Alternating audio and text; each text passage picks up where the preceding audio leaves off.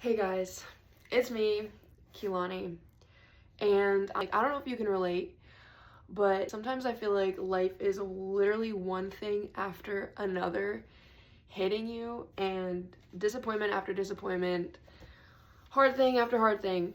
Yeah, you can sometimes, I know I've lately felt like God has forgotten me, and God is just like, you know, doing other things, busy with other things, busy with other people.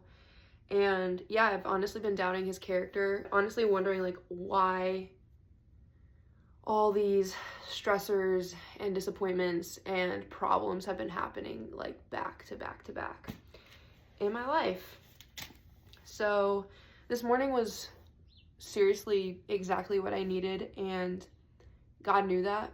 I've been praying and asking that he speaks to me and just giving over my problems to him and trying to have faith that he's intentionally working in it all. But yeah, I don't feel like I'm the only one. I know Alistair Begg, who wrote this devotional, he clearly was not. I just wanted to read a quick little excerpt from the devotional. So the verse he reads is Psalm 13, 3-5 in the beginning. And the title of this is Secure on Solid Ground, which lately I've not been feeling secure at all, literally at all. I've been having lots of anxiety. Don't know if you can relate. Here's what it says in Psalm 13. Light up my eyes, lest I sleep the sleep of death, lest my enemies say, I have prevailed over him, lest my foes rejoice because I am shaken.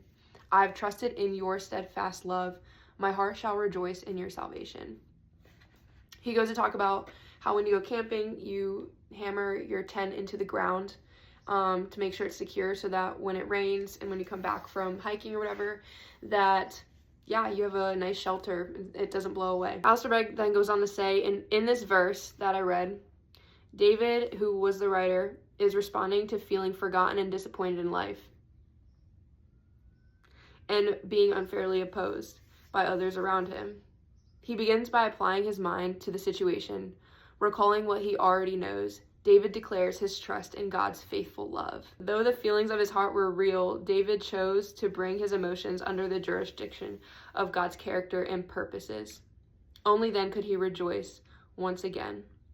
Later on, he says, we will endure with joy to the extent that we trust that our Father is wise. When he does not give us something, it's because he knows it's better for us not to have it. When he entrusts us with something hard to accept, it's because he is giving us the privilege of bearing testimony to his grace in the circumstance. When he leads us through the rain, it's because he knows it will cause us to cling closer to him and cause our character to become more conformed to his. Each trial we face is an opportunity to remind ourselves, as King David, it is God's steadfast love that secures our souls and gives us reason to delight in his salvation. Today, the call to each of us is to say, Lord Jesus, help me to have the tent pegs of my life stalked securely in your steadfast love, so that in life and death, in joy and sorrow, in sickness and health, I might rejoice. Yeah. And then it led me to read Hebrews 12. And I've read Hebrews 12 a lot. I really like Hebrews 12. The beginning of it talks about running the race with endurance, and I love like athletics and running and whatnot.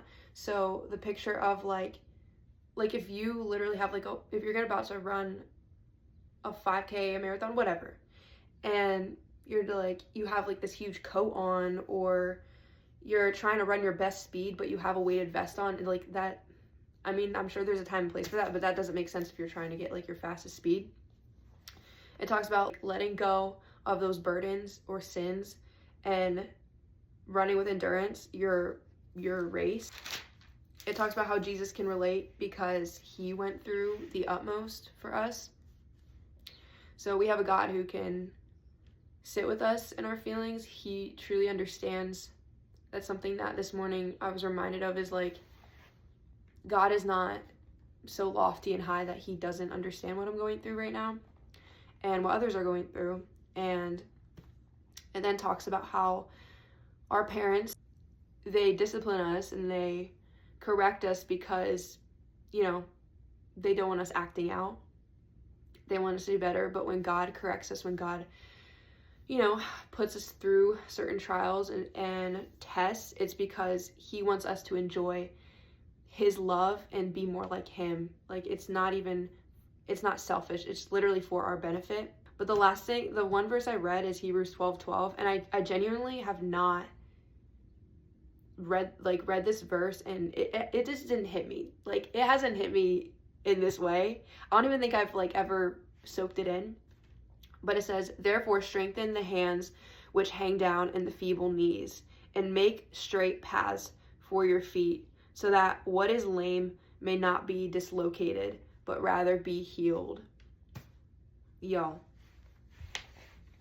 this verse hit me in a different way, because I ended up needing surgery on my ACL. That guy, I don't know if you can see the scar. Anyway, I tore my ACL, needed surgery on it. It was a really dark time for me. God taught me and grew me a lot. Like, I look back now on the recovery and I'm like, yeah, that was painful. But now I'm enjoying the fruits of my hard work and labor to go through the surgery, to recover.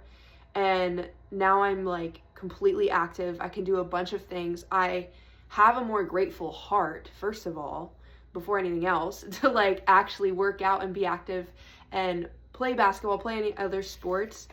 And it's if I would have never gotten the surgery, if I would have never did prehab, rehab, lifted, I wouldn't be enjoying the joy that I feel now.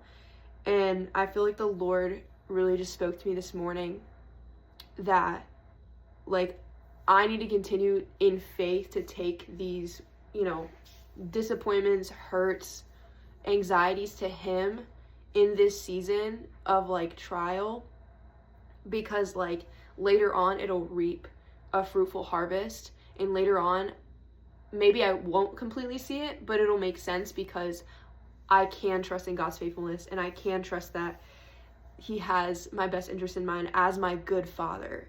So yeah, go to him as a doctor with your torn ACL, with your brokenness, with your feeble knees, like it says here, and don't allow it to just be dislocated. Don't walk around like a hurt person. Go to the solution. God is our solution, and let him strengthen you. Let him heal you of whatever it literally may be, and trust that you're gonna see the fruit that you'll bear through it. So anyway, this was super random and I don't know, but yeah. All right, guys, whoever's listening, I hope you were blessed. Even if it's 2 people, whatever. Cool. All right, bye.